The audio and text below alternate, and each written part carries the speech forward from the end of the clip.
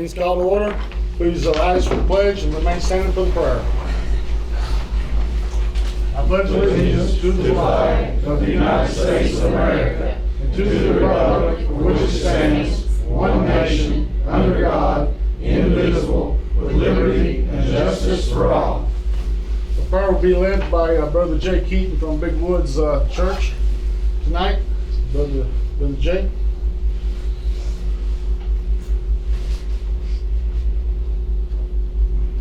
Thank you for the opportunity, brother. Bow your heads with me. Father in heaven, we pray in the name of the Lord Jesus. Ask your blessings on tonight's meeting. We thank you for each person that's here, Lord, in the noble and good job that they are doing to help our community to be what you would want it to be.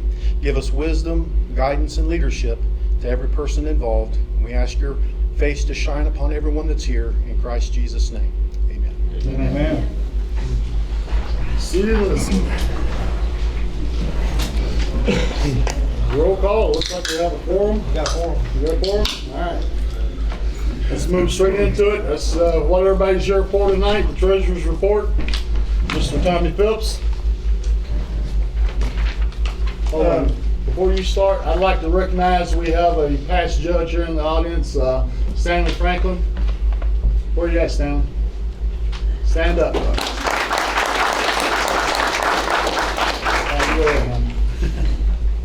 You know, I've been on this job just about 2 weeks now. Actually, be 2 weeks tomorrow. And quite frankly, the ladies in the office and I have spent the last 2 weeks, and I told the judge today, we put out more fires than West Liberty Fire Department will probably put out in the next 20 years. And I don't mean that in a funny way. It's sad in a way. You know, I don't take pleasure in reporting things that aren't the way they should be, but it's my job to do that. You know, when a public official, and we all take the same oath, you take an oath to uphold the law and the regulations that go with the office that you stand for. And what I've found related to county government and what we've seen, it's just been a pervasive problem with people not upholding the law, not doing what they're supposed to do. Now, I'm going to cover several areas, and frankly, I feel more like an auditor speaking to you tonight than I do county treasurer. You know, we hire the state of Kentucky each year to come in and do an audit of the books. Well, the state of Kentucky, you know, we pay them pretty big money to do that, so they take a fairly high-level look at everything. Kind of akin to playing golf, they kind of stay in the fairway. But we've been in the weeds, deep in the weeds. And thanks to these ladies here, the red flags that they've taken note of through the years, we've been able to identify lots of problems. And I want to commend these ladies, and I want you to give them a big round of applause.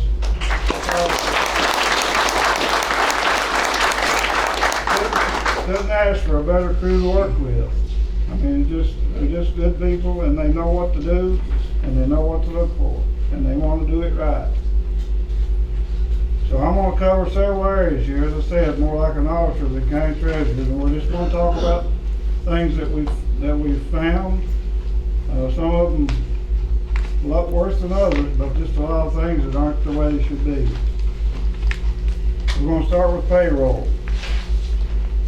We found that the settlement of payroll withholding for IRS, Kentucky Department of Revenue, retirement systems were all in arrears. You have to settle those accounts, some on a twice monthly basis, some on a quarterly basis, some on a every payroll basis. But they were all behind, and penalties being assessed for being behind. As an example, for the employees, there's a quarterly report that has to be filed with IRS each quarter called a 941. There hasn't been a single one filed in 2022. We also found the second quarter of 21 had not been filed, and the fourth quarter of 2020 hadn't been filed. We have taken care of those filings. We got those up to date. That's only part of the story. In a conversation with IRS about almost 2 weeks ago now, and we received the documentation this week, we have a notice from them that we owe $5,134 and change for the second quarter of 21 that wasn't filed, and that includes $1,287 of penalties and interest. And we will be making this payment tomorrow. Now, bear this in mind, it's in pretty bad shape for payroll. It's horrible. In 2019, the court hired Brenda Morgan to come in here and clean up the very things that I've told you about. And she cleaned it up, got it straightened out, and got them back in good order. So since 2019, it's gone downhill again. We paid the Department of Revenue on the last day of January $5,044 for the tax period of 12/31/22 that hadn't been settled timely. We have received notice from the Department of Revenue concerning sales taxes. Now, you might think it's unusual that the fiscal court has to pay sales taxes, but money that's collected at the wellness center, we have to pay sales tax for that. They have to charge sales tax, we have to pay it.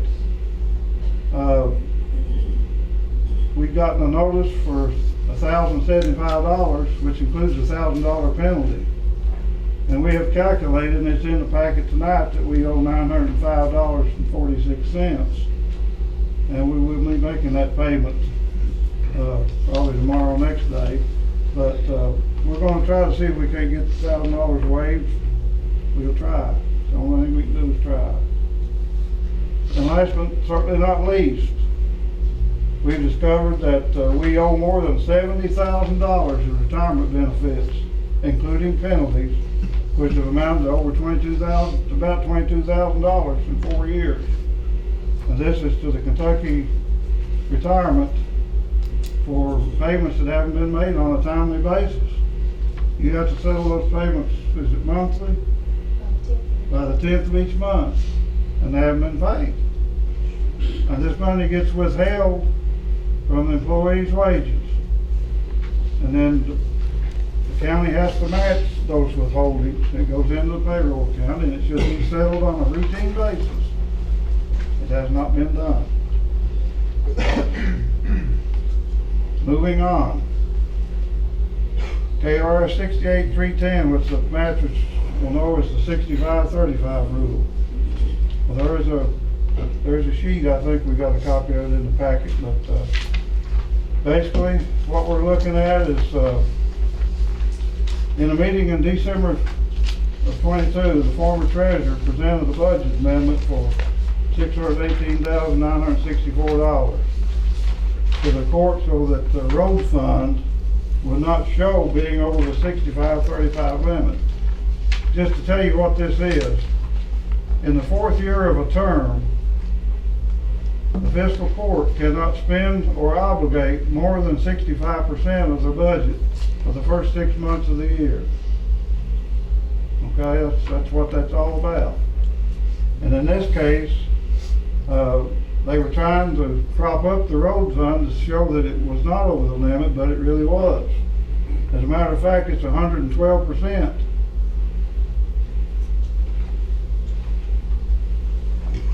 So the amendment was never forwarded to DLG. The amendment was never given a second reading. The amendment was published. And, you know, in my opinion, it was simply an effort to mislead the magistrates of the true condition of the road fund. Basically, that's what it was all about. Let's talk a little bit about real properties. That's been a point of concern before here. We have found that the former treasurer has been paid $6,000 per year for bookkeeping for real properties 1 and 2 and the rebuild Morgan County accounts. Now there's a breakdown in the material here that shows you how much money's in those accounts right now. remember, getting paid for bookkeeping. An excerpt of the latest audit report, and we just got the latest audit report a few days ago. The Morgan County Fiscal Court, one of the findings, did not ensure annual financial statements were prepared for real properties 1 and 2. Well, the treasurer is being paid for bookkeeping for those accounts, and part of that responsibility, she should have prepared the required financial statements. They were not prepared.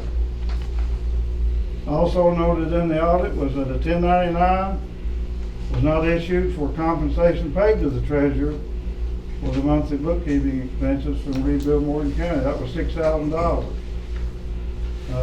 We did issue a 1099 for calendar 2022 before the deadline in January, and mailed it to the former treasurer. Let's talk about funding opportunities missed. Treasurer failed to file for election funds due to the county for the primary election of May 22, as well as the general election of November 22. This despite being reminded by email to apply for these funds. This is a little over $6,000 that the county didn't receive. And once the current administration took office, the issue was raised and was resolved by CJE staff. The treasurer had not applied for local assistance and tribal consistency fund monies, which amounted to $158,000. This has been resolved by the new administration. We've received half of it, I think, and the other half is forthcoming. But again, it hadn't been applied for. It's out there. All you gotta do is apply for it. Flex and discretionary road funds were not applied for on a timely basis. There are several $100,000 at stake here to be used for road maintenance. And CJE staff have been in contact with the Department of Transportation to try to salvage at least some of that loss of funding. We don't know yet exactly what we'll get, but they're trying. Let's talk about what I call hidden funds. The county received FEMA monies of $654,000 this fiscal year, which were not reported to the fiscal court. And the applicant agent was forbidden to even tell anybody about that money. The county also received 7 opioid payments in December of 22 from that program, approximately $25,000. And that wasn't mentioned to the magistrates or recorded properly in the records. The former treasurer has credited $139,809 to miscellaneous revenue in the general fund. The Department of Local Government requires miscellaneous revenue accounts should not be more than $1,000. And the reason for that is you want to identify your revenue by source, where it's coming from. You just don't want to dump it in an account and not identify what it is.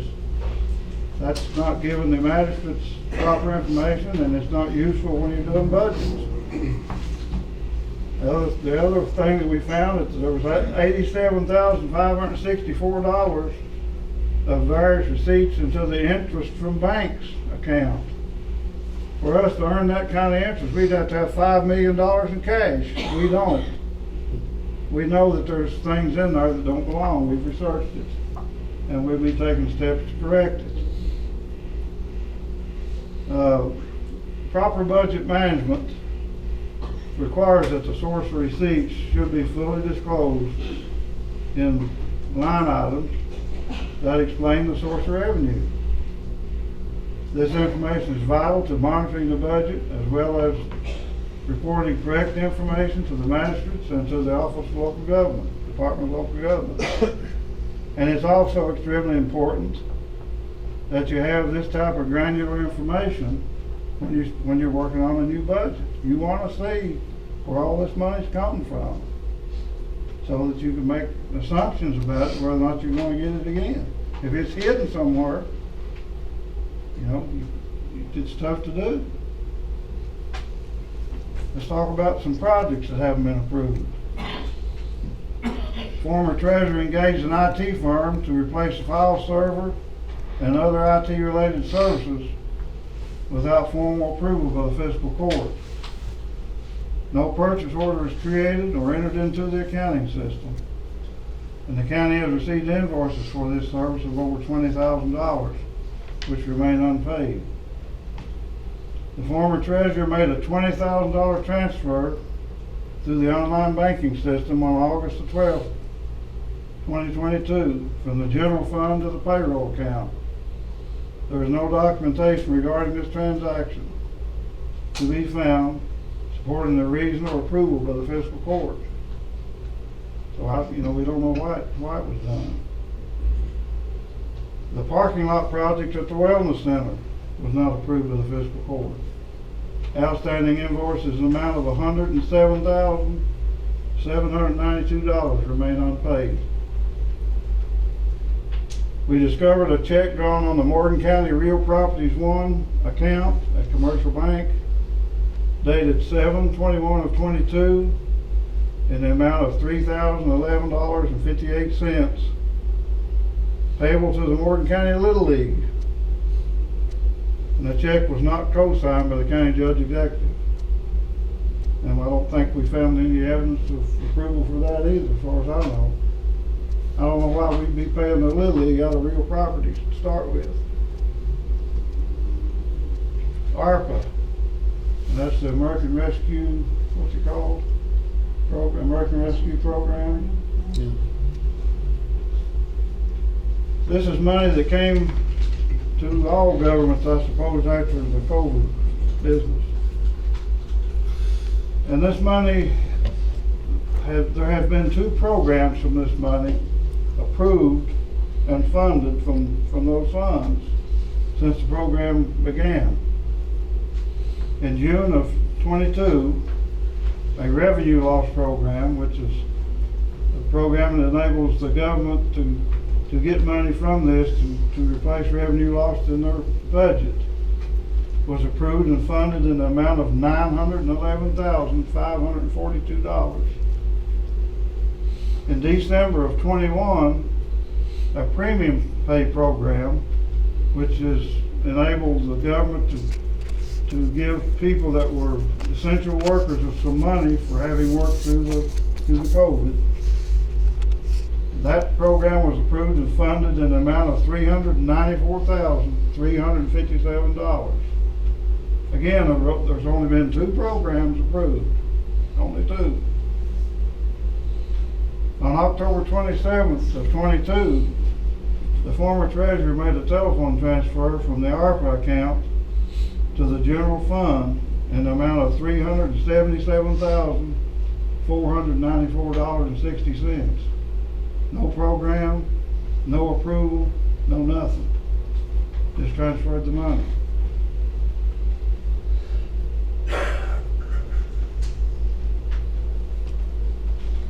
Let's talk a little bit about payroll. We have noted a lot of payroll irregularities since taking over the function from the former treasurer. A Wellness Center employee who converted from part-time to full-time back in August of last year. And as a result of that, paperwork was filed with the retirement, adding that employee to the retirement system. That's normal. The employee received a letter on dated January the 4th of 23, notifying him that no withholding match or retirement payments have been made on his behalf since he became a full-time employee. So it prompted a review of the payroll records, and it basically found out there had been no withholding. She hadn't set it up for him. So bottom line is, fiscal court's going to be responsible for that. We'll have to pay it. And we're thinking we may have another or 2. We're still looking into some of that. Another review, a subsequent review of that, which was unrelated to the incident I just told you about, uncovered that hazardous duty and non-hazardous duty matching rates. The county the employees pay in a certain percentage of their wages that are on the retirement system. The county has to match it. When those rates are changed each year, 1st of July, I believe. Well, the rates hadn't been updated in the payroll system, and we just discovered it last week. Hadn't been updated last year in July. So the matching monies that the fiscal court puts in have been understated all that time. So, you know, the final amount's not been determined. We're gonna have to look into it, but again, fiscal court's probably gonna be on the hook for it. We don't know what it is, but we'll get to the bottom of it. In January of 2023, payroll processing by the former treasurer resulted in 3 employees not getting paid, as well as several other employees not being paid the correct number of hours as documented on their time cards and the input documentation that goes along with the payroll. Just didn't do it. Employees sick and vacation time, which is on the payroll and supposed to be on the check stubs, is not being properly accounted for in the payroll system. A separate accounting by Linda of sick and vacation time is being kept. And we will update the system with those correct numbers at some point in the near future. Last issue here, some employees have self-pay insurance with health in their payroll, which should be paid from the payroll account to the respective insurance companies on a monthly basis. However, the former treasurer was not processing payment of the monthly bills, causing the insurance companies to threaten cancellation of coverage because of non-payment of premiums. I mean, we all understand that. You don't pay the premiums, you get canceled. I was advised that the former county judge instructed that the self-pay insurance bills to be paid from the general fund to clear up the problem. Instead of doing it the way it's supposed to be done, just pay it out of the general fund. And the employees are still having self-pay premiums withheld, which are being accumulated in the payroll account. And again, we're going to have to do an analysis of that to get to the bottom of what that's going to amount to. And we will, given enough time, we'll get to the bottom of it. Let's talk a little bit about the Department of Local Government. The Department of Local Government is a state agency whose mission is to oversee cities and counties, among other things, the financial matters of cities and counties. The fiscal court is required to file quarterly financial statements with DLG. I pulled up the fiscal year 22 financial statement, which is the June 30.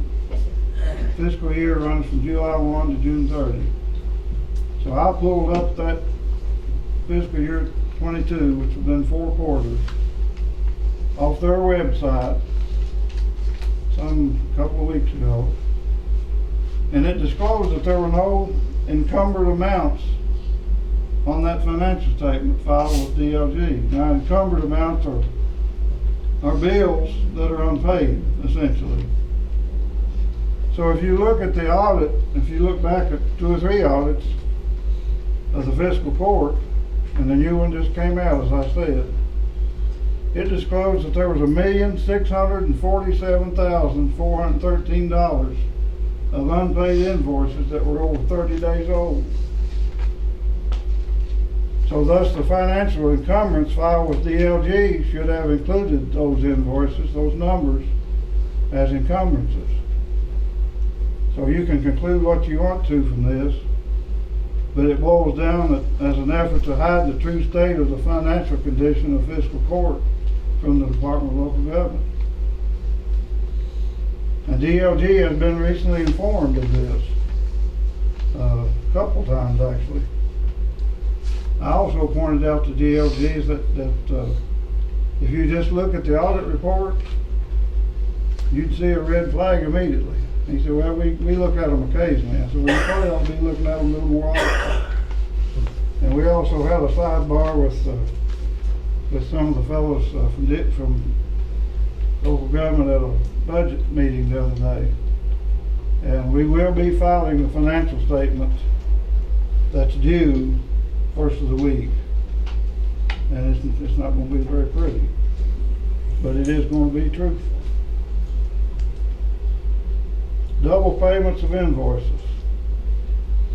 Invoices for Hinkle Contracting of $71,651.10 and Standard Builders for $125,984.25 were double paid by the former treasurer. And I think this had to do with Blacktop, pretty much, didn't it? Because the fiscal court was in arrears with both of these companies. In other words, we were way behind paying our bills. They credited the overpayments to outstanding balances due them, and I don't blame them. I don't blame them at all. But we shouldn't have double paid the invoices either. Here's just a few other things to mention. As you know from past audit reports, bank accounts have not been reconciled in our accounting system for many years. And we know we've asked the people that support our software to look into that, and they haven't been. The records aren't in there. As a result of that failure, we have found dozens of cash receipts that were misstated. That is, they didn't match the corresponding bank deposit. And in addition to that, we have found several cases where bank deposits are not showing up in the accounting system at all. Thankfully, the ladies in the judge's office have held and created documentation, because this has been a red flag for them for some time for many of these items, and we've been able to correct the problem so far. But it's really been a struggle.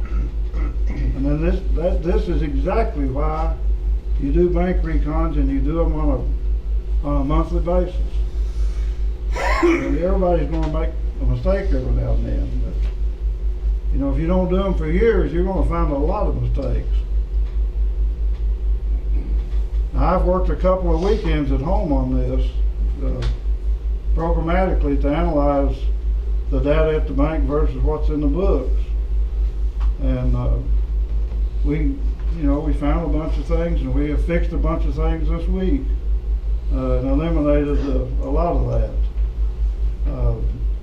We're hopeful that with the assistance of our support personnel with FiscalSoft to get started doing these recons maybe sometime next week to see how it goes. I'm going to make one last run at the numbers this weekend, and we think we've got most of them taken care of. So that's my report on findings, Judge. Thank you, Tommy. I'll be glad to forward to field any questions that you might have about what I've said. Is there any questions from the court? I would like to say something that I know I've told several people that's here that I thought we had more money than what we did. Because, you know, that's just the way we was informed. Mm-hmm. And a lot of this stuff we did not know about. Well, let me make one last comment, and I don't mean for this to be funny, because it's serious, but it's just the way I'm going to characterize it. The fiscal court and these people right here have been treated like a lowly mushroom. You know, they've been kept in the dark, and they've had a lot of crap shoveled in on them, and they've been doing a lot of shoveling, believe me. So the shoveling days are over with, and you're not going to be in the dark as long as I'm here. Whoever comes behind me, that's the way we're going to teach them. Mm-hmm. That's the way it's going to be from now on. That's the reason that you see a pile of paper a half-inch thick in front of you. That's what's called full disclosure, and that's the way it's going to be from here on. And if you have any questions, That's what I'm here for. And I stand with him on that statement. We're not playing this anymore. And you guys do not need to be kept in the dark, and the staff does not need to be kept in the dark. That's the end of this. Yes, sir, you have a question? Yeah, some of the things that you brought up sound a little bit more than mistakes. Mhm. Is any of that money going to be tried to recoup and people be held accountable for their actions? Because it sounds a little bit more than just being lazy. It Yeah. almost sounds a little bit of Well, unethical. the some of it that we can, like the roads money, the flex and that, we're going to try to get that back. As accountable, well, that's going to, I can't really comment on that right now. That's going to be up for other agencies to follow up with, but I can't say. The other agencies will be informed of it. That's already happened. I will say, if you read the audit report that's in the paper, I read it. there have been matters referred to the Office of Local Government. And, I don't know where to go from there. That's up to them. Yeah, there's other agencies, and they'll proceed once they decide how, when they want to proceed. So that part's out of our hands. We've done what we needed to do, and it's all we can do at this point. What about the employees' insurance and all that, where it's not been paid in time and all that? Do they have insurance or As far as I know, the insurance is up to date. Everything's been paid. not their sick time and vacation and stuff? Well, the Is that sick gonna be time sorted is out? misstated. Linda's been keeping up with it on the spreadsheet. It's just not right on the payroll system. And we're gonna fix the payroll system. I think there was a few last year got shorted on some sick time and Yeah. stuff. I just wonder if that's gonna be straightened out. Absolutely, you better believe it. So retirement and everything. For audit and- I mean, The retirements and everything. being everything, paid, I mean, yeah, so- we find, listen, literally, how many things have we found today? We find 3 or 4 things every time we look at something. So we're not done looking. This is just an interim report. Yeah, this is a continuing. I mean, I've only been here less than 2 weeks. Yeah, and so we've been finding since day one. We started this on day one, and that's when it got to such a concern. That's when we needed, I asked Mr. Phipps to come into this, and the ladies here. I mean, how many deposits did you correct yesterday? We had probably 2 dozen. 2 dozen deposits had to be corrected yesterday, and so this is an ongoing thing, and there'll be more coming.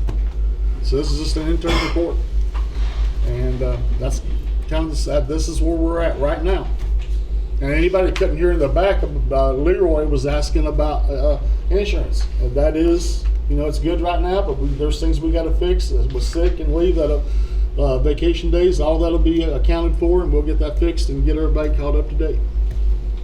Yes, sir. On this, I know, Miles, you talked about it in the prior administration about these public property accounts. Are they going to be switched over to a local bank?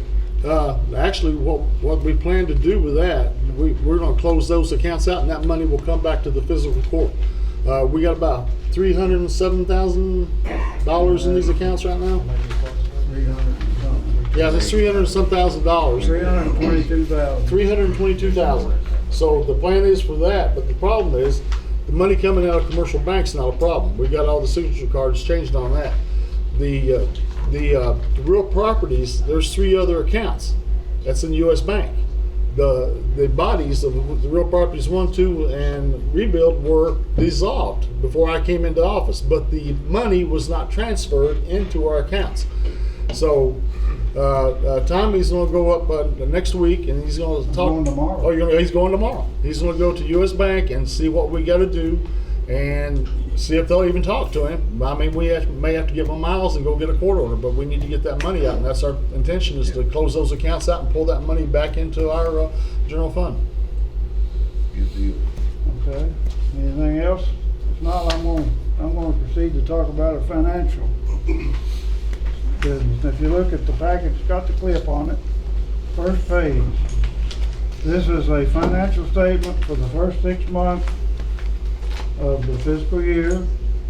This financial statement includes all encumbrances, including the ones that are 2 years past due, Bottom line is, if we spent every penny we had to pay bills, we still owe $500,000. That's what it's telling you. Bottom right number, minus $500,785.22. That's how much it would take us to break even from outside sources. So that's how we stand right now. I'm not gonna go into detail, but behind this is an appropriation condition report. I don't know if you've ever seen one of these before, but this is a line item, budget line item of appropriations. Take it home and study it.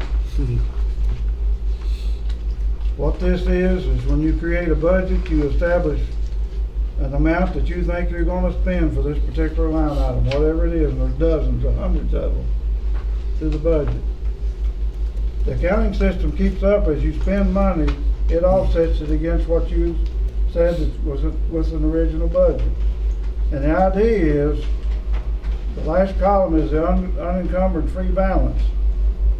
We're not permitted to issue a purchase order on a line item if that's a negative amount, okay? So management of the budget is a fluid document. It requires management. Randy, I would have 10 or 15 budget amendments a year, maybe more sometimes. And we've had none in the first 6 months of the fiscal year.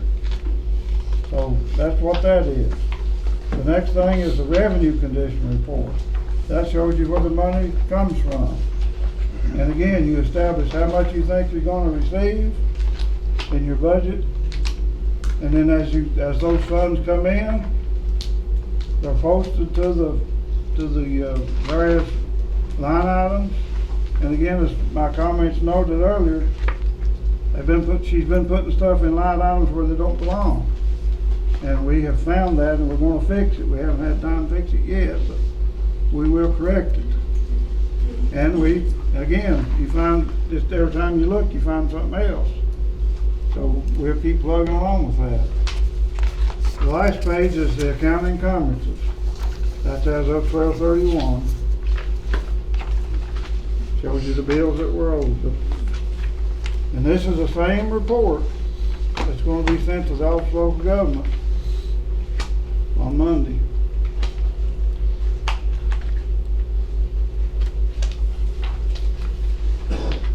Does anybody have any questions? I know I'm putting a lot on you, maybe that you haven't seen before. We have a question back there. How much is late charges and penalties that the county has paid because? Well, we know in the retirement alone, it's been $22,000. There's probably been another $4,000 or $5,000 to the IRS and the state. You know, it's just some of the stuff we haven't seen yet, so we don't really know. But it shouldn't be anything. Okay, let's talk about what else is in this package. There's a single page here called Purchase Order Register. It's one page. That is all the big bills that are really in arrears. Okay? Now there's another one called Vendor Claims Register Detail. This is all the bills, including the big bills that are on the system right now. And I know we'll get to approving bills after a while, but I'm going to say this to you. I'm not comfortable with knowing that our system reflects actually how much money we've got. We've got a lot of work to do yet, especially getting these recons done. So, you know, once you all approve the bills to be paid, aside from this bunch, because we can't pay much on them, we're going to cherry pick the bills, pay the ones we can, you know, try to keep ourselves as liquid as we can, but we'll pay every one we can. I mean, that's the aim. But again, we're limited by what money we got. And so we're going to do our best job on that. This report here, this purchase order, well, I'm sorry, the vendor claims register, I got them backwards. The vendor claims register is everything that's been paid since the last meeting. And I'm gonna bring that to you every single time to look at. These are standing orders, payroll, whatever. But you got a right to know what's being paid. Mhm. And what I'm gonna ask you to do each time is I'm gonna ask you to ratify this. You know, these are standing orders and various other things that have been approved to be paid. So I'm gonna ask for that to be ratified. The purchase order register is current bills. Right, Shannon? Current bills that are in the purchase order system.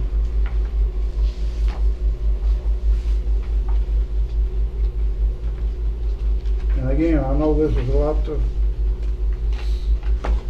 take in when you haven't been used to seeing it.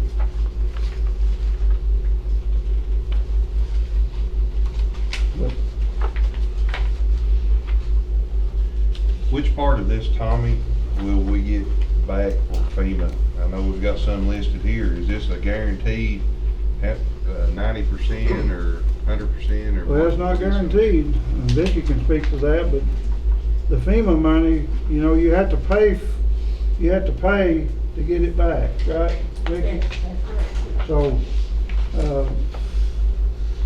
and there's plenty, I mean, how much is outstanding? Oh, probably over $1 million, $2 million. Yeah. I mean, there's a lot out there, but we gotta pay for it to file to get it back. We gotta pay up front. And Vicki takes care of that. Okay, can I speak to that FEMA money? Yeah, thank you. If we had paid that all along and like in small sums and we got it back, usually what you do with FEMA money, you put some out there, you get some more back, and then you put it back into that bill again and you pay those bills off. If you've been doing that, or if we'd been doing that on a quarterly basis, we're gonna have this problem right now. In the future, that's the way we'll do it. We'll start in the future so that doesn't never come to that size. I know one was paid Yeah. to ICD. Yeah, there was, Yeah, there's been $275. some payment. there was one, that was paid, yeah. Yeah, but they still have an outstanding what? 557,000. Yeah. The 500. ICD, 380. Yeah, and the system, and they're monitoring. Good question. Let's move along. This spreadsheet right here that says Morgan on top of it, that's your 65-35 calculation. And as I mentioned in my remarks, the road fund is 112% over, which is definitely a violation. This report right here that says Morgan on it, this is the reports that I downloaded from the Office of Local Government, the financial statement for FY 22. And if you'll notice, there's a column that says encumbered, and it's all zeros. At the time this was done, we owed $1.6 million in outstanding bills. Wasn't reported to them.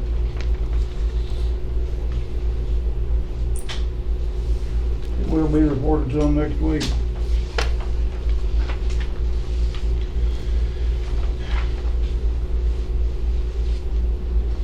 Any questions?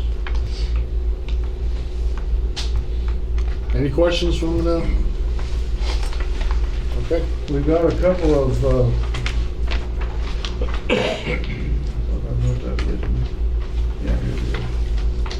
we have a couple of corrections that we need to make, and only one of them's on here. We kind of discovered the other one later.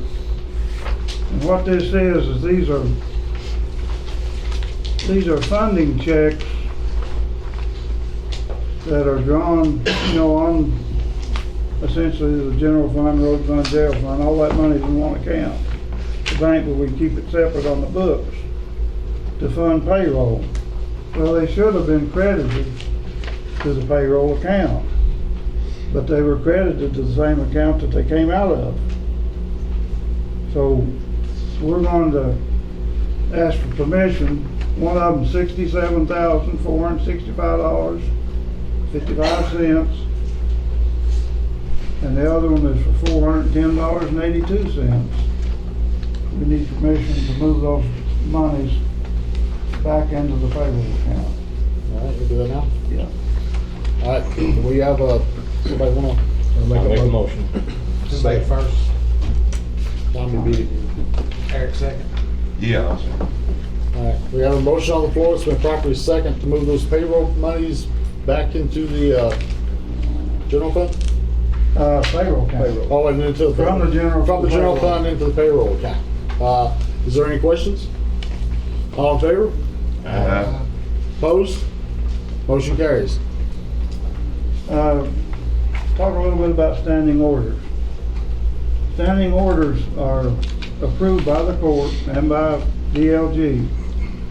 And these are really designed for things like payroll, utilities, things are paid every month, so that they don't have to be necessarily brought to be blessed ahead of time to be paid. And in the case of the way I handle it, you're gonna get a report, whether it's a standing order, whatever it is, it's gonna show what's been paid since the last meeting, so you know what it is. But what we're asking permission to do is to add 3 additional bills to the standing order. One of them is to do with elevator maintenance, which we pay every month. One of them is for sales tax, which is that a monthly pay, sales tax? Yeah, it is, isn't it? And for bottled water in the judge's office. They had done away with the bottled water. But we're asking for that to be put back. So, we need a motion for that, Judge. All right, I'll make a motion that the elevators. Leroy make the motion. Oh, did he second? Yeah.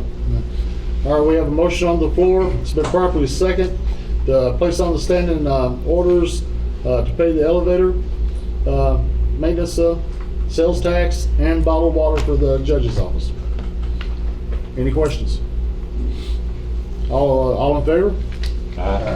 Opposed? Motion carries. Okay, and also we have to forward that standing order to DLG for their blessing, and we will do that. Next thing is current sales tax. We have gone back to July 1st of 21, all the way through to, in this case, 1/18 of 23, we done a few days ago.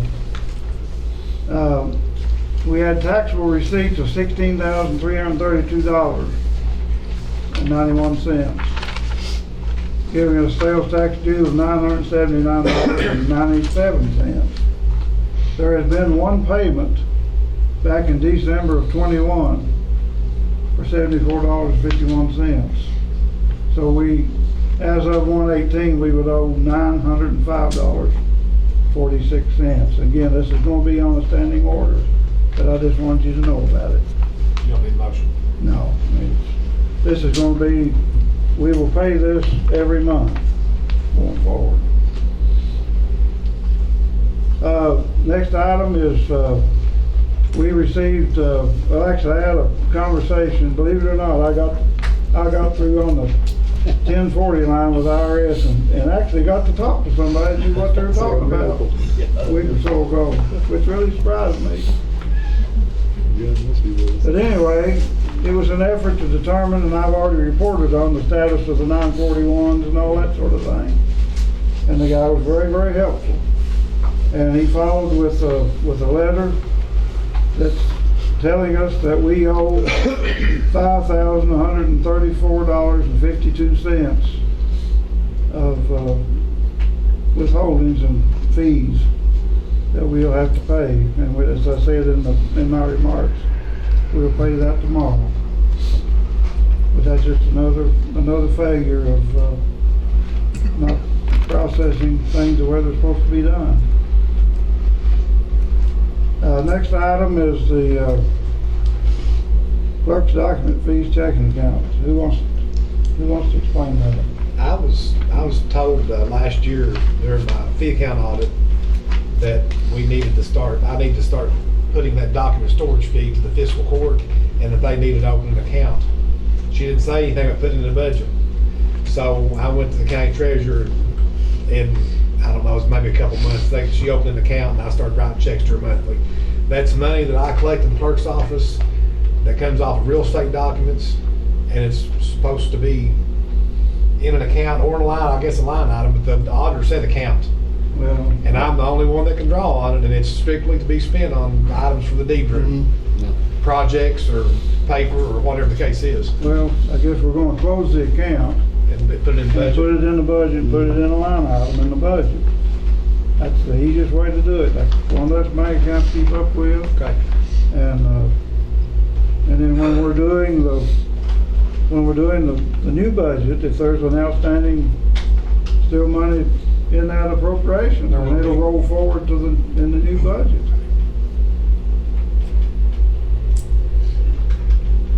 And I can get you the numbers on pretty close to what that'll be every month. Okay. The CAIP administrative fees, Sheena, is that, You have that number? that's this right here, right? Yes. The CAIP fund is the, for lack of a better term, it's a fund that, I guess that farmers and ranchers can apply for loans to do various things with. And we've been doing this for a long time, even when I was treasurer before. But the county earns a 5% administration fee from those monies. And Vanessa Elam takes care of this. And believe it or not, Vanessa, she reconciles the account. She does a great job with it. And but bottom line is there's been a buildup of funds in this account because the admin monies have not been taken out. And so what she's telling us right now is we can take $42,986.02 from this account and place it in our general fund as administrative money. So we would probably want a motion to approve that. All right, I'll make a motion. 42,986. Tell me that again, Mr. Treasurer. 42,986.02. Brandon's got the motion. Who's got the I'll second. That's, okay. And that's to go back into the general fund? Back into the general fund.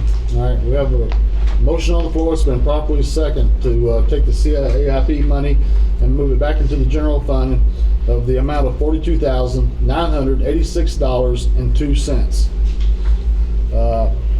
All in favor? Aye. Opposed? Motion carries. Next item,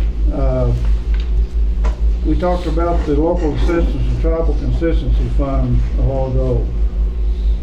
And we have received half of that money, which is $79,261.67. And for some reason or other, it's been credited into the ARPA account.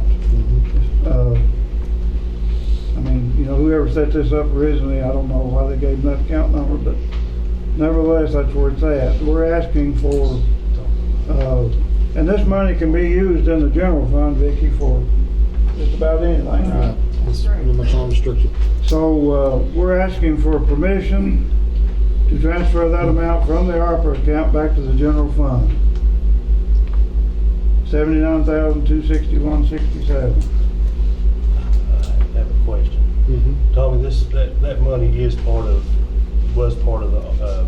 ARPA. No, it's a different program altogether. Well, there was through ARPA. Okay. You may want to check into that and make sure we can, Well, we know that it can be used for anything. yeah, it can be used for anything except for lobby.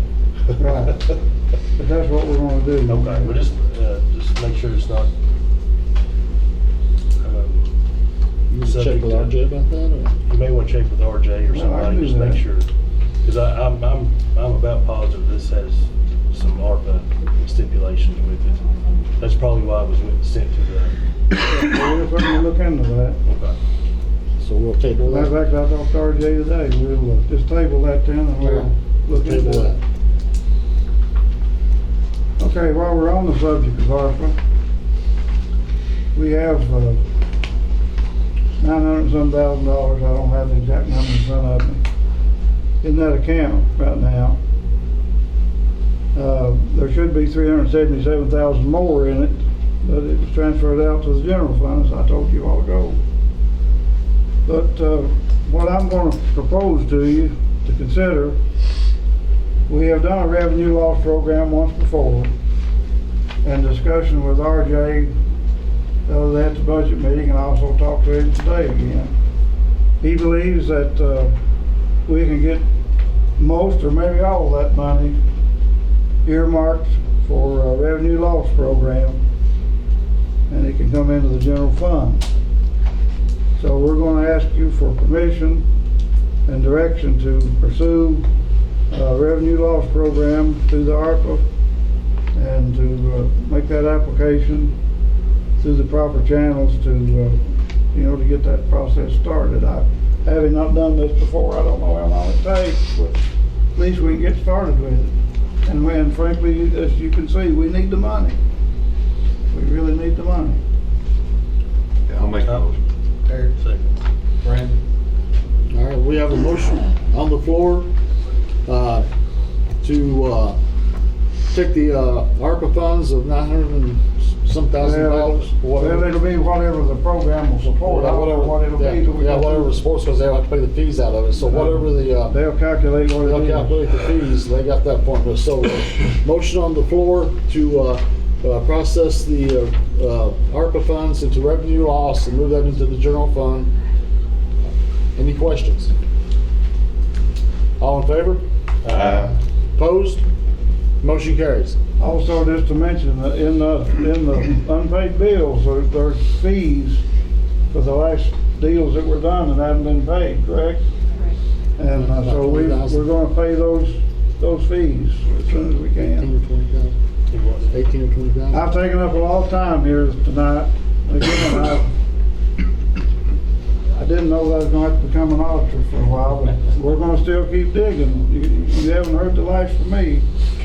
I didn't We'll talk. have an update perhaps in 2 weeks when we have our next meeting. And I thank you for your attention. And if there's anybody that has any questions, my door is always open.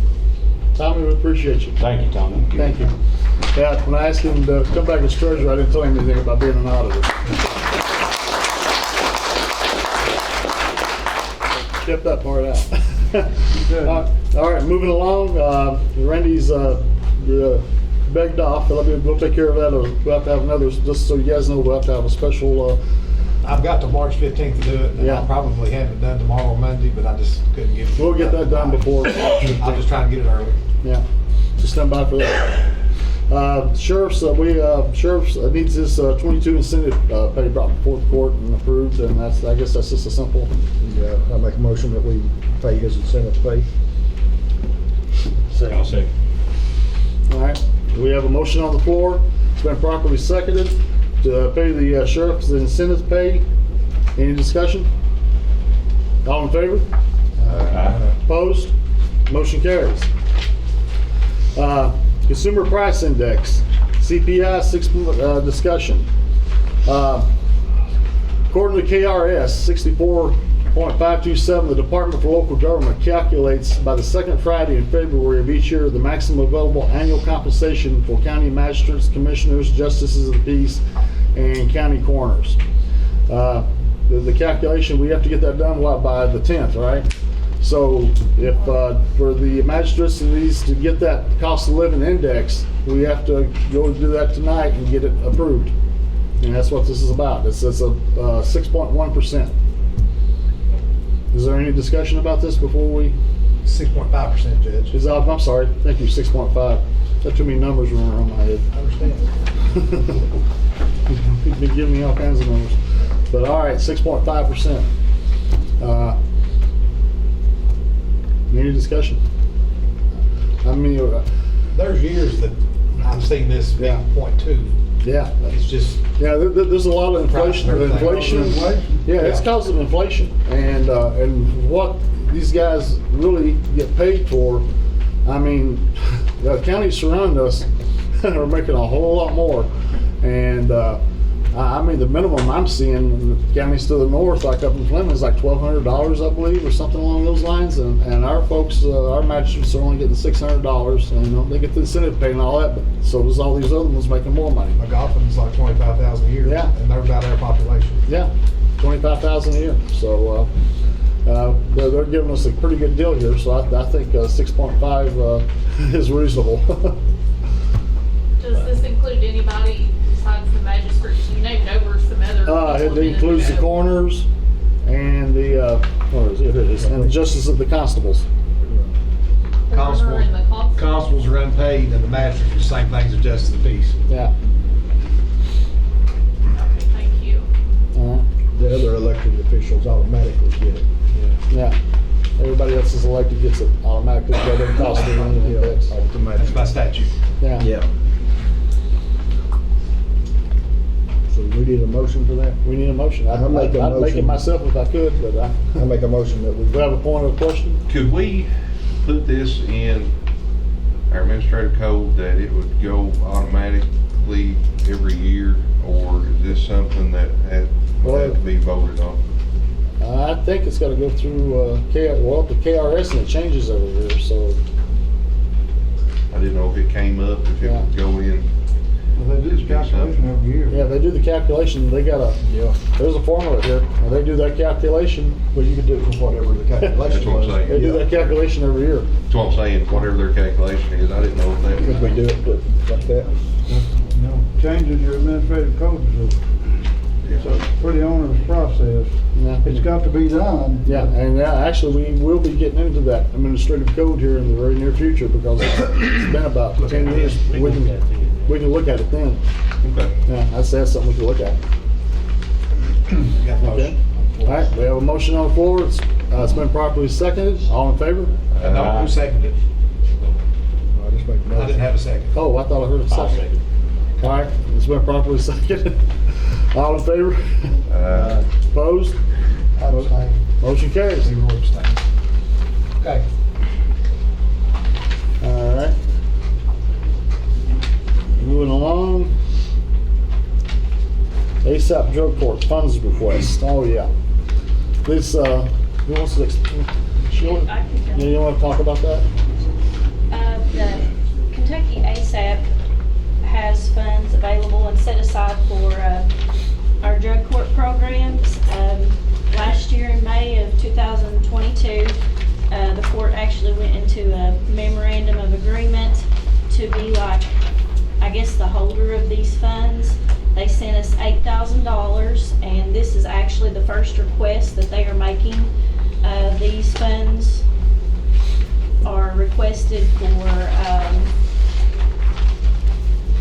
the drug court. It's to allow things for them to buy that pertain to the drug court, and it's actually, I think, around $1,100, and we just need approval to disperse those requested amounts. So is it Y'all just- have a packet on those.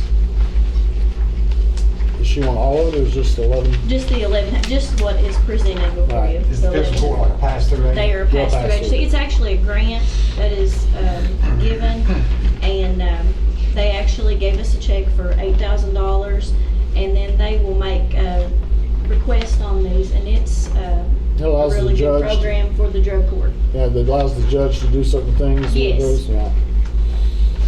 And that's Judge Phillips requested that. Yes. Make a motion. Brandon? Second. Donnie?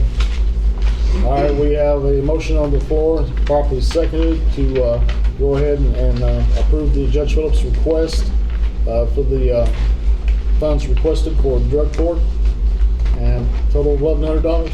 I think so, yes. $1,100. All in favor? Opposed? Motion carries.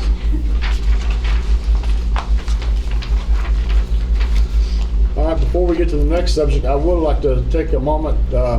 Vicki, would you please stand up? Vicki, how long have you been in emergency management? Well, I mean, since the beginning, but I've only been the director, well, since 2019, but I've only been the 2019. director since July of 21. July 21. Vicky's done an outstanding job for us on that. Let me tell you, she's done that job plus her regular job. And I don't think you even got paid for the emergency management. She never got paid for it.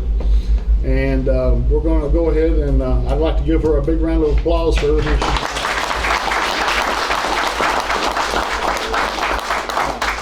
Yeah, she's done a lot on top of her regular job. And if you don't know, emergency management, 85% of it is paperwork. It's not. A lot of people think it's response. It's not. It's paperwork, and it's a massive load of paperwork. And then along with that is the local emergency planning committee. And on top of that they have to deal with. So Vicky's done a great job, and I appreciate everything she's done for the county in that position. But she's moving on now. And so, speaking of moving on, what I'd like to do is get approval to. I've decided to appoint Raven Ross as the next as my emergency manager for us. Raven has, as most of you know, she's been at the ambulance service. She's a paramedic. She's EMT paramedic. She's became a Kentucky Board licensed paramedic in 2014. She's been the director up there for 4 years. Member of the squad for 10 years. She is search and rescue certified, and that's one of the primary jobs up there. She's ICS, Incident Command System, FEMA training. She's getting all that. She's got a lot of it knocked out already. And with that and her experience as a paramedic, I thought she'd be a good pick to work as the next emergency manager for the county. And so I'd like to go ahead and appoint that. And I guess we need a motion to do that, right? Yeah. So need a motion. I'll make a motion. Accept it. Who seconds? I heard Tommy make a motion. Second. Donnie second. All right. We have a motion on the floor. It's been properly second to appoint Raven Ross as the next emergency manager. Is there any discussion? Any discussion? Judge, can she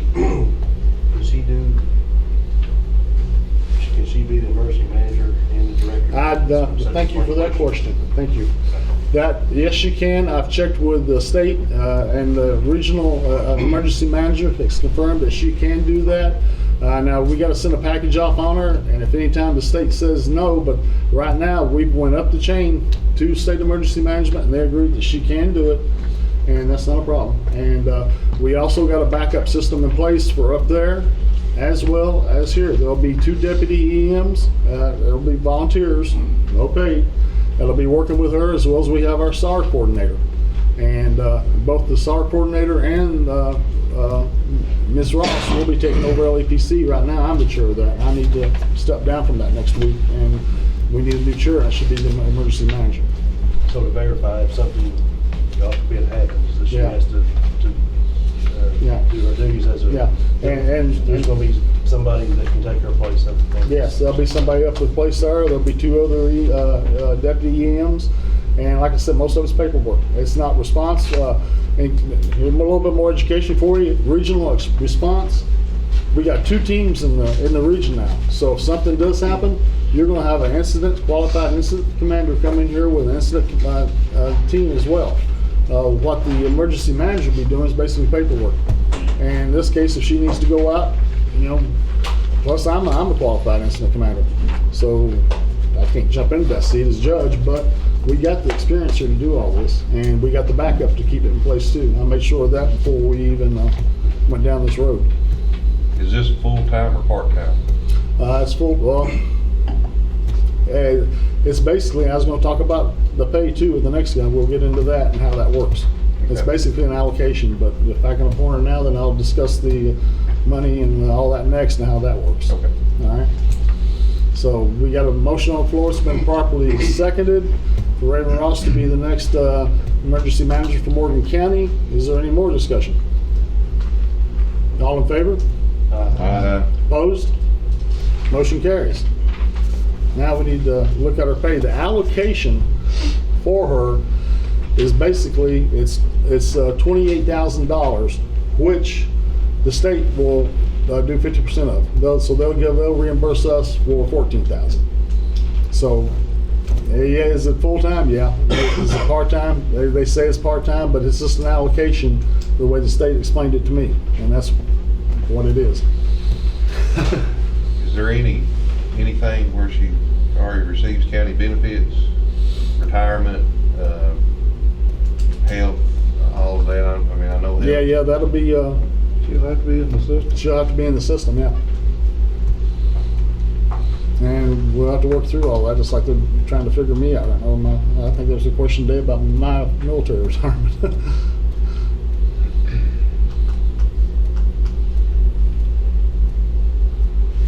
When I asked the state today, I asked them about all that, and they said basically it's just an allocation of $28,000, of which $14,000 they reimburse. They said, he pretty much said that we'll get that through that $14,000, even if we don't meet the, the full $14,000 to pay her, there's ways to bring that money in. So we'll always get that reimbursement. And they, even if we, like a telephone, they'll pay for half of the emergency manager's telephone. Cell phone. I won't need any health benefits, because I have that at age. I was just worried about retirement. She'll Wouldn't that be double dipping? No, she'll have to be on retirement. She'll have to be on retirement somewhere, yeah. We'll I have to mean, work if she's that out. already on retirement, I It have the doesn't service. matter, she's still. That's what I'm saying. Is that legal? Yeah, it is. I don't know. Yeah. That's a good question. Yeah, he's been around Matter of this. fact, I was that way one time, I had both places. You was treasurer both places, wasn't you? Yeah. So it Nobody will ever do is. that again. Nobody can handle it. I don't think. No. What about the emergency manager truck? We got that back, and it was brought down here, but it was misappropriated. It was given to the roads department. That truck was supposed to be meant for the emergency manager, and that truck, that's what it's going to be. I got the radios back in it. I got the emergency manager put back on with Morgan County on it. That's all taken care of. In fact, if you remember, the regional EM was going to be here the last time we had a meeting, and he was going to talk about the misappropriation. I sent pictures of it to the state so they could see that we have fixed that, and it's been rectified. It was sitting out here, but I had to move it because the key on the back, somebody got it, I guess it's not keyed in the back, in that lid. Somebody tried to open it up the other night, so I had the roads crew take it back up there and put it behind the gates up there. But we got the truck. Truck's in good working condition. Yeah, crew back there, Jarvis on it, so we're good to go. Good. Yeah, we're rectified on that. I got the state off our back. That was that's the first thing they called me about. Okay, so we go ahead and set the pay. We're good now. 28,000. Do we have room in the budget for it, Tommy? I believe we do it, yes, especially it's only gonna cost you half. Right. And if we can't afford it, she'll work with us. She'll work with us. She's already working. I said, if we can't afford to pay you, you'll work with us. Oh, Yeah, she already does free service now at the concession stand at the wellness center, so she's been volunteering down there, so. I'll make a motion, we approve her pay at what, 28,000? Mhm. Second. Leroy. Brandon. You guys want to arm wrestle for He's it? next to me. Okay. All right, we have a motion on the floor. It's been properly seconded to approve Raven Rouse's pay for his Morgan County Emergency Manager at $28,000, which will be half reimbursed by the state. All in favor? All opposed? Motion carries. Next on the list is Little League insurance funds. If you remember back when the Little League field flooded, that funds, how long ago was that? It was in 21, 21. And how long we had these funds? since July of 21, I believe. Since July of 21. That money has never been, Is that the one he took the picture with? no, that was the, we Yeah. take a picture of that one He too? had took a picture with Nice, so there's a picture taken of that one. There's I thought No, Yeah. that was brought before us before we pay that. Yeah, you all had approved to pay that. Yeah. Yeah, and you guys approved to pay that, so, Yeah.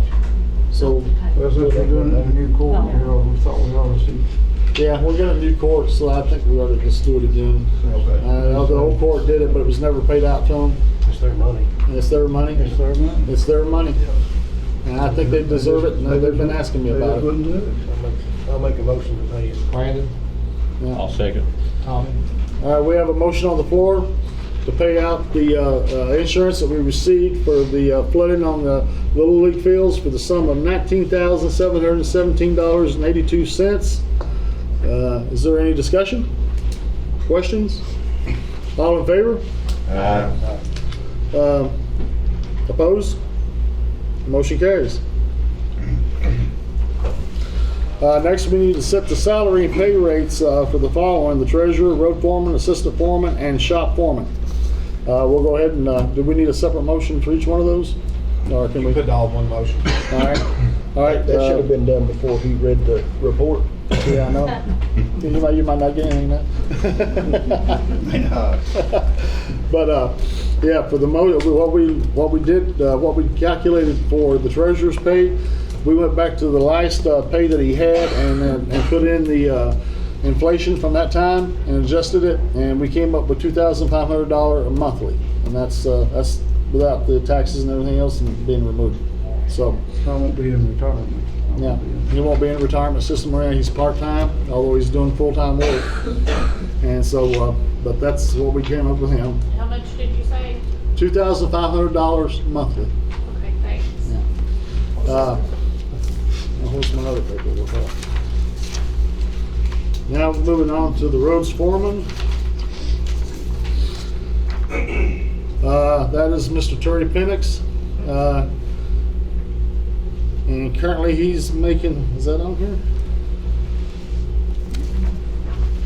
Well, what we want to do, we want to move that up. He's making $18.30 currently, and we were going to move that up to $21.50. And the old foreman is actually a few cents short, but that's from what the old foreman was making. That's less than the old foreman was making? Yeah. Just a few cents. What if we round that up to 22? To $22.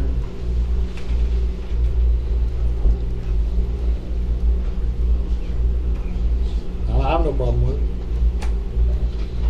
What was it? I missed that. It was, the old foreman's was 2164. What we put him at was 2150 just to make it even. And because we get, all those odd numbers makes it hard when we start doing the accounting. So hey, that's an even better number, 22. It's a nice and round number. What do you all think? What's the discussion on it? Talking to some of the surrounding counties, that's steel. Yeah. Yeah, if you look what the other counties are making as foreman, that's still a steal. And let me tell you this too. If you look at what we just with the recent restructuring we did with the the two people that came out of the office that I'm in, we restructured that. We've saved the county $102,253.92.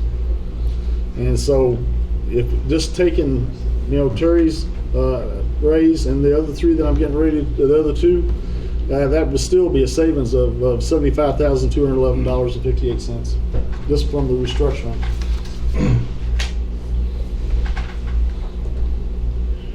We need to put that in a motion right now. We can, if you all agree. Can we on it. discuss these others? Yeah, we can discuss Raises and that. then put it all in one? Yeah. Okay. Yeah, so that's Terry's, and then if you we go to Anthony's assistant, that's going to $18, $18.50. So his will be raised. He's currently making $15, so that would be $18.50. I like good even numbers. Let's just bump that up to 19. You want to go to 19? All right. And then the new position, what I'd like to do with the court's approval is create a new position, and I think you have it in there, of shop foreman. And anybody that's worked in the garage knows that if you don't have a shop foreman that's checking the tools and inventorying everything, and keeping that facility in shape, where we're at a huge loss. We should have had one a long time ago, and we need that badly. I don't know if Anthony likes to talk. Tell him how much money that Mr. Jarvie saved. Majority alone last week, we had a truck And that was at Eagle Chevrolet. They wanted $1,310 to fix it. I had Jarvie on the shop, I was on the phone with him. He said, don't pay him that. He said, I can fix it for a lot less. Yeah. It'll be between $600 and $650 is what he got the truck fixed for back on the road. We had another truck over here at Hutch Ford that they couldn't figure out exactly what was wrong with it. Jarvis said, bring the thing back to me and I'll figure it out. Yeah. We brought it back to him. He ended up putting the transmission lines on it and everything. We got the truck back on the road in 2 days. It was a snowplow truck. He got it back on the road in 2 days. They was wanting to quote us a price of just, it was $247, I think. That's just, I'm thinking that's what it was. It was just to plug it up, check it, and then put fluids in it, just to guesswork at it. Jarvie got it done, got it back on the road. What did the transmission lines cost us? $147. $147, and that's just in a day, in 2 days. That's what he said. Back on the road, and we're using the truck. Matter of fact, it's the only little dump truck we got right now on the road. Yep. And if the guy had the equipment, the actual equipment to work with, I think he could save us thousands a year. He just changed out a motor and a dump truck up there that would cost us probably $5,000 to get it changed out. Yeah. He pays his own salary and savings that he does for us in that shop. Not only is he doing that now, he's keeping inventory of the tools. If you need a tool, you go to Jarvie and get it. Yep. I keep calling him Jarvie. His name's actually Matthew Smith. Yeah, I was getting ready to say. Yeah, You're the man's we call him Jarvie though. Yeah. But he's keeping inventory of that. And from the 23rd of January, we started a system up there that everything he brings in there, he's got a folder on it. He got a spreadsheet on it. He logs what that piece of equipment is, what he does that piece of equipment, the date, and every part that he puts on it, whether he greases it or whatnot. And then he initials it and signs off on it, saying that he did do it. And so you go up there and you say, hey, when was the last time you changed the oil in the grader, or when was the last time you changed the blades, the cutting edges, or when did you flip the cutting edges, or what filters did you change? Jarvie it's got it set up now. He goes over there, he opens this folder. Okay, this is such and such is what I've done at such and such time. I mean, in the shop, as far as the cleanness of the shop and how the tools and everything is laid out now, you'll not find a better one than what you're doing right now. And if he has more time, he will have it all lined out for you. And been fixing OSHA violations Yes, also he's along been the way. working on that OSHA violations, what we can afford to fix. What we can afford. Judge, did you have a figure on the start of the shop for me? We had $18 for that, I believe. Huh? That's what you said. Yeah, 18. What was he at? He was at 15. I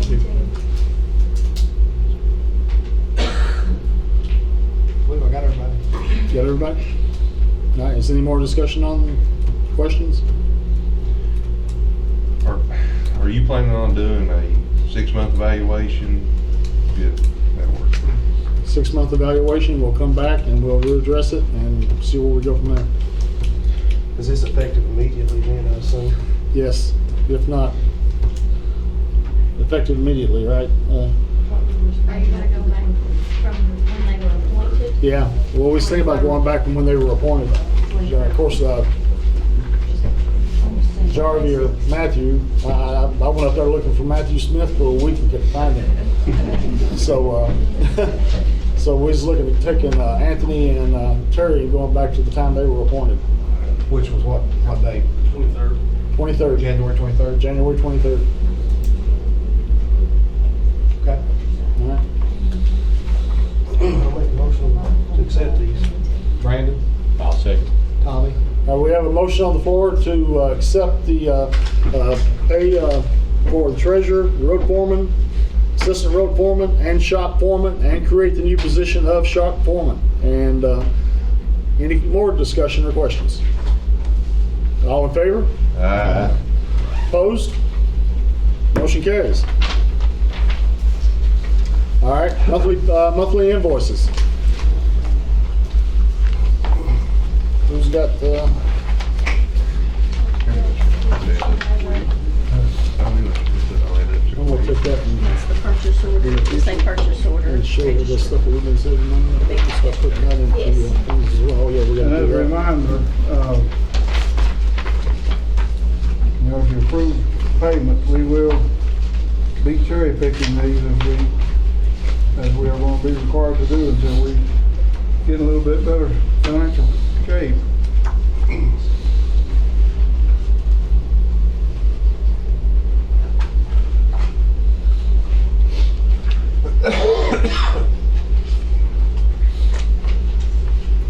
If we get some of those paid before the next meeting, we'll also present you with the vendor claims, showing which ones of those that you picked out to pay. And then every time we'll present you with the claims list, show you which payments were paid. Try to get it assisted.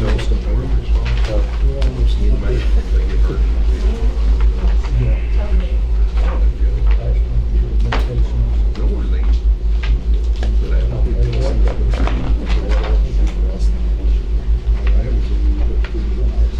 I never thought that. That's good. That's what I'm sure to clear that. You want me to include that job description in the minutes? Yes, For every please. position? Yeah, these position descriptions, we're gonna be doing that for every position in the county from now on. The ones that we don't, we'll be updating them. The ones that we do, That needs to be in the administrative code. yeah, that'll be in the administrative code. What you guys got tonight, that's what we're gonna be going through.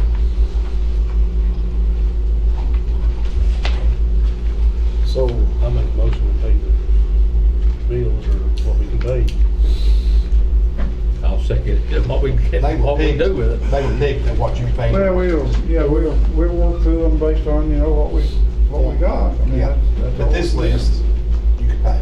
Yeah. That's what they, yeah. Give us authority to pick through them and pay what we can. I got it. Both. got it? That's what we can. All right, we have a motion on the floor to pay the invoices, been properly seconded, right? Yeah. And, how you gonna write that, Randy? Well, he said in his statement that Yeah. the bills were picked. Were picked. They were able to pay. All right, so to pay the bills So that what's were presented, We can you when can we afford. can. Okay. Yeah, what we can, So so, we can when we So he can. didn't present you a list you couldn't afford. all right, so, any questions or discussion? All in favor? Opposed? Motion carries. Judge, I've got a couple more things that I want to bring up. Many years ago, when I was treasurer before, we found it mighty handy in the office to have a cutoff time for the presentment of bills before a meeting. What that precludes from happening is it takes time to get all this stuff together for a meeting. So, the way it is now, somebody could bring a bill in at 2 o'clock on today and expect to get it paid. And what I'm gonna propose to you, and I've talked to the judge about this, is we establish a cutoff time, and we make this known to all of our vendors. We put it in the paper, we would mail out a notice with payments, and give it a couple of months or something to kind of soak in. But maybe we look at 48 hours before a scheduled meeting to cut bills off. That gives the staff plenty of time to get everything in the system, get all the reports generated, and you're not pushed at the last minute to try to get it done. And it worked great for us before.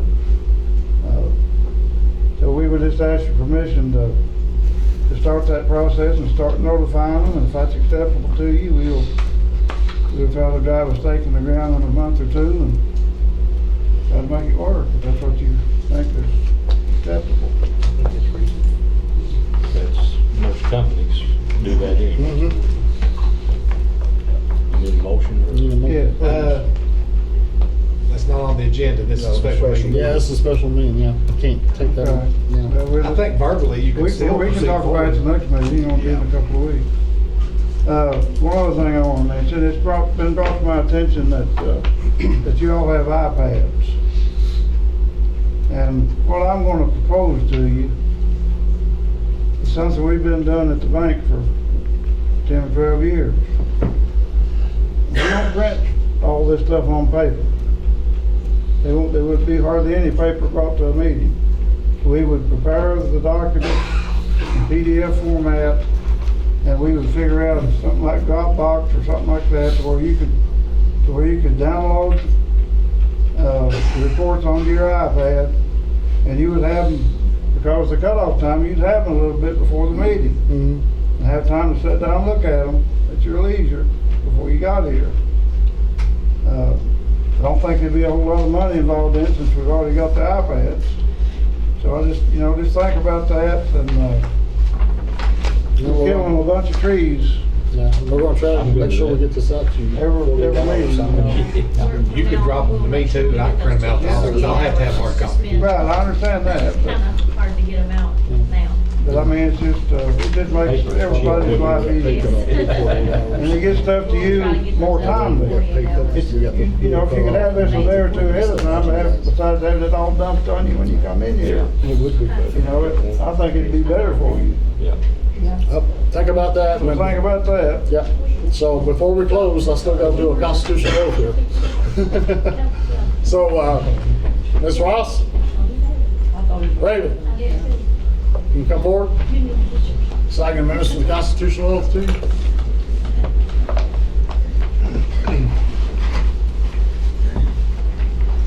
So I can come to. All right, raise your right hand and repeat after me.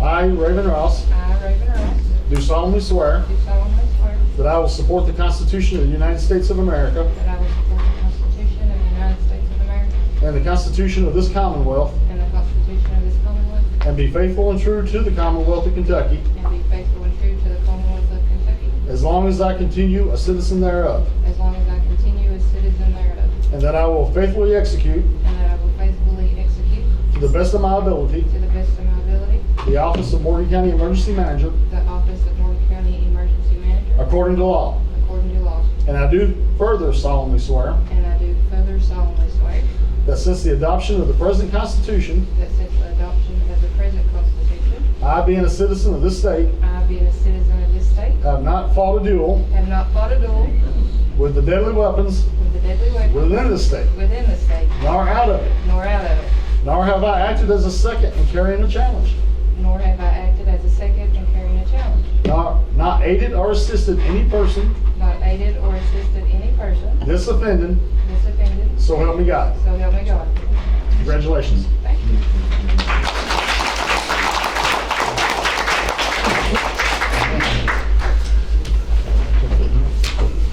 I need that motion. And it's on the agenda. Adjournment. We're done, right? No. Yeah. They're looking at me. Make that motion, Leroy. We have a motion on the floor, been properly second to adjourn. Oh, You don't matter. Got it, I got it. all in favor? Aye. Opposed? We're out of here. Thank you. Appreciate everyone that came tonight.